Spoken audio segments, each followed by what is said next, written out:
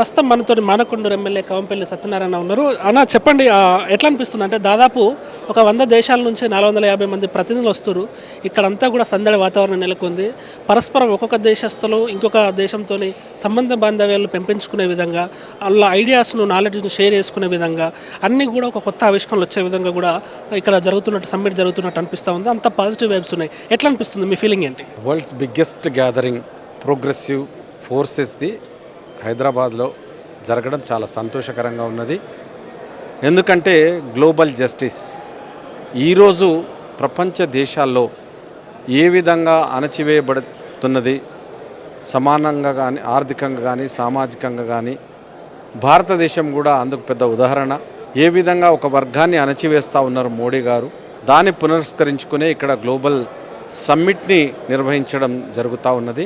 దానికి హైదరాబాద్, తెలంగాణ రాష్ట్రం హైదరాబాద్ వేదికగా ఉండడం చాలా గర్వకారణంగా ఉంది. ప్రపంచంలో ఎక్కడ చూసినా యుద్ధాలే, అటు ఇజ్రాయెల్ పాలస్తీనా కావచ్చు, ఉక్రెయిన్ రష్యా కావచ్చు, ఇంకా చాలా దేశాల లోపల ఒకదాని మీద ఒకటి ఆక్రమించుకోవడము, ఒక వర్గాన్ని ఒక వర్గం అన్యాయం చేయడము. అదేవిధంగా ఈ మధ్యకాలంలో ట్రంప్ విధిస్తున్నటువంటి వాణిజ్యపరంగా నిబంధనలే కావచ్చు, లేకపోతే ఒక దేశాన్ని విపరీతమైన ట్యాక్స్ వేసి దాన్ని ఏ విధంగా చేయాలన్న ఉద్దేశం కావచ్చు, వీటన్నిటి మీద మాట్లాడడానికి ఒక వేదికగా ఉండడం హైదరాబాద్లో ఈ గ్లోబల్ భారత్ సమ్మిట్ చాలా ఒక దిశను నిర్దేశించగలదని మేము అనుకుంటా ఉన్నాం. అంటే రాహుల్ గాంధీ గారు ఏదైతే ఆ జమ్మూ కాశ్మీర్ అటాక్ జరిగిందో, ఇవాళ రావాల్సి ఉండే కానీ కాశ్మీర్ వెళ్తున్నారు అని చెప్పేసి అన్నారు.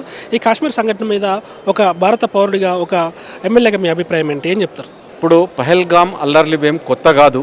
మోడీ గారు దేశంలో ఎక్కడ ఏ ఎలక్షన్ జరిగినా, ఆయన 2001లో ముఖ్యమంత్రి అయినప్పుడు 2002లో ఎన్నికలు జరుగుతాయి అని తెలిసి ఏ విధంగా గెలవాలనే ఆలోచనతోనే ఆ రోజు గోద్రా అల్లర్లను మొదలుపెట్టినాడు.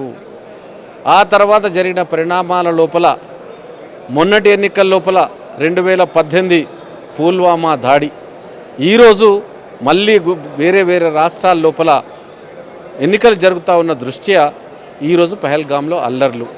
ఏ ఎన్నికలు వచ్చినా కూడా ఒక అల్లరి సృష్టించడంలో దిట్ట మన మోడీ గారు. ఇది తప్పకుండా. మరి చౌకీదార్ నేను అన్నాడు, చౌకీదార్ అటాక్ జరుగుతుంటే నిద్రపోతూ ఉన్నాడా?